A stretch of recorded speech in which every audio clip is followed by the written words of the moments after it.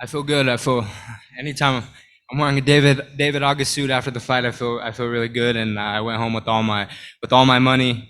It was a good night for our team.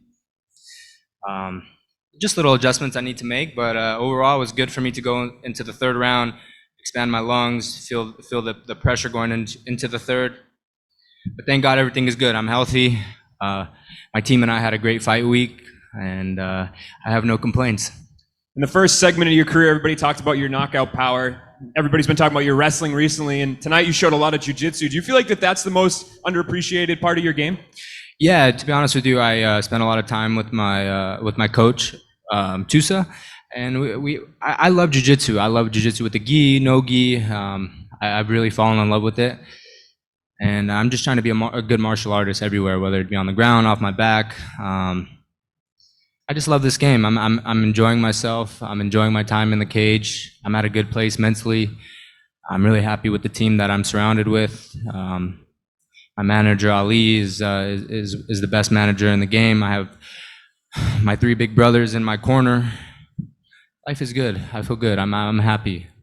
I know you're not a huge call-up guy, but after the fight, you seem pretty fired up. You said, I want a top 10 fight next. So I guess you feel like you're ready to finally return to that level of competition and fight some of those title contenders? Yeah, for sure. I feel like I'm one of the best fighters in Bellator. It sounds so cliche, but everybody always, wants to call people out. But the fact of the matter is that you never know what goes behind closed doors. I don't know what goes. That's why I have a manager. I hire a manager to do all those stuff, so I don't have to do that. So whatever he wants to do, half the time my coaches know who I'm fighting before I do. So at the end of the day, Bellator knows who my manager is. I'm either going to be in the gym or on my horse. So I'll fight whoever. And you did mention Adam Borics. Is that a fight for, out of your losses that really sticks out to you that you really want back? Yeah, I really want to fight Adam Borics. These guys, Henry Corrales, Zach Freeman, Adam Borics, they fought me when I knew nothing in the game. I laugh. I kind of laugh with the stuff I used to think about before a fight. I was so scared going into a fight before, I would have to get a pump, freaking grab my balls and inflate those motherfuckers and step in the cage. I was so scared. I was just like, damn, I just gotta go. Just because I didn't know know what was going on. I was just so new. But yeah, I want to fight those guys. I'm a different person, different fighter, and the thing is I'm evolving. Aaron, congratulations on the win. Do you feel like this was your best performance from start to finish? I mean, this was the pace was absolutely relentless, and he just didn't. No matter what he tried to do, there was just no answer. Yeah, Aiden Lee was a really tough guy. He was actually really just squirmy. His range kind of threw me off a little bit, but I felt good. I have to go back and watch the tape. But I don't have any injuries or anything like that, so I feel good. But once I watch the tape, I'll let you know. I can't give you a clear answer. Were you surprised at how tough he was and his ability to escape all those submission attempts? It looks like some of those anacondas are really, really tight, and he just was able to stay calm and get out of them. Yeah, he really did surprise me, but I was listening to his breathing. In the first one and two rounds, I knew I had to let go of it because he wasn't. I could tell he was breathing a little bit, but then the third round, I knew his breathing is getting thrown off, so I just a little extra squeeze and I got the tab. But like I said, hats off to Aiden Lee. He's one of the tough guys. He's gonna give even guys in the top 10 some problems. But I'm just happy I got the win, and just part of my development. I'm only 24 years old, and just keep progressing. I'm having the time of my life, honestly. Like I'm having a lot of fun. I have my eyes a little bit messed up, my body aches a little bit, and you know what? This feeling is good. I feel like I earned my money tonight, and I got my whole paycheck. I get to pay my coaches the whole paycheck too. That their percentage. I'm just happy. Everything is just so good. We won our money tonight. And last thing for me, you said that in your earlier fights when you fought Freeman, you fought Borics, and you fought some of these other guys like Corrales, you were scared, like you felt scared. Like, what does it feel like now before you get in there? Like, are there still nerves? Is it like a completely different feeling? Yeah. Like, what goes through you right before you step in there? No, I mean, of course, I'm nervous. It's something that I really care about. I want to succeed, and I want to do good. I want to prove to myself that I'm one of the best fighters. I want to prove to my coaches all the work that we've been putting in. It's gonna pay off. But when I say I was scared because I didn't really know anything on the ground. I didn't know, but the thing I just didn't know what to expect. Now I know I have protocols from the top. I have protocols from the bottom. I have my rhythm changes. I have different punches, different setups. I'm a different fighter, but I'm learning. I'm not saying I know everything, but I'm just I just keep saying I'm at a good place mentally. I really am. All right, we'll take a couple more here. Giancarlo?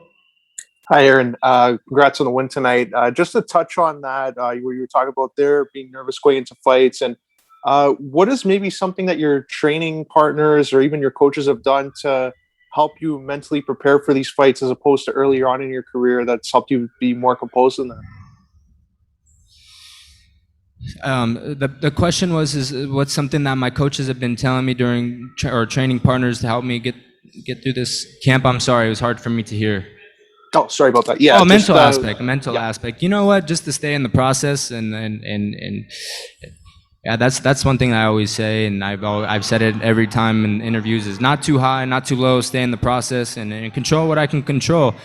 And you know, the past is the past, and I'm just looking forward to the future. Gabriel? Aaron, it's Gabriel. On the wrestling, talk to me what that feeling is like going through the fight, because I'm assuming you feel fantastic because you keep getting the takedown. But was there ever any frustration? Because obviously he was also able to get up repeatedly. Yeah, that's something that yeah, I don't want guys to get up. I have to go back to the drawing board with the coaches and make sure I keep the opponents down. Hey, but it's a fight. It's a fight, and then things happen, and it's just good for my development. Now I know I have something to work on. You know, I was talking to Greg. He said, "Well, if I just went out there in the first round and knocked him out, we wouldn't really know anything to work. We wouldn't really have anything to work on." So now I have a sense. I have a direction. I have you know pros and cons in the fight, and it's going to help me become a better martial artist in the future. One or two more here. Santiago? Hi, Aaron. Congratulations on a spectacular performance. How do you solve a problem like this, where people in the top 10 don't want to fight you? Do you think that after the fight between Pitbull and McKee, it will be easier for Bellator to create a clear path for you to some bigger fights in this stacked featherweight division? Yeah, at the end of the day, I have to just focus on what I can control. I've said it before. I don't know what goes beyond. I don't know what goes on the business side of things. I feel I'm ready to fight anybody on this planet. That's how you have to think as a fighter. If they told me that I'll fight anybody, and I'll leave that side for my manager Ali, and I'll do what I can control, and that's get better. And like I said, Bellator knows where to find me, and like I said, I'm just gonna keep growing. Last one, Andrew? Hey, Aaron, congratulations. Andrew from Blue Collar Media Group here. We talked about it Wednesday, man. We said that wrestling. You said, I asked you the question, what's the most underrated part of your game? You said wrestling. Tonight, I think you silenced a lot of critics with that one. Also, do you think those heavy hands probably intimidated him a little bit with the ground game? Yeah, I mean, a lot of people, if they underestimate my wrestling, I was Olympic alternate at 19 years old. I was a world champion. I beat many NCAA champions. I mean, the list goes on. But I don't care if people say that my wrestling's underrated, this or that. I just want to become a martial artist. That's all I'm concerned about, is being the best fighter on the planet. People can say whatever they want. I got to stay in the process. I can't let anybody from the outside pull me out of that. And we're on to the next one. All right. Thanks for the time, Aaron. Congrats on the win. Thank you. Thank you for everything. And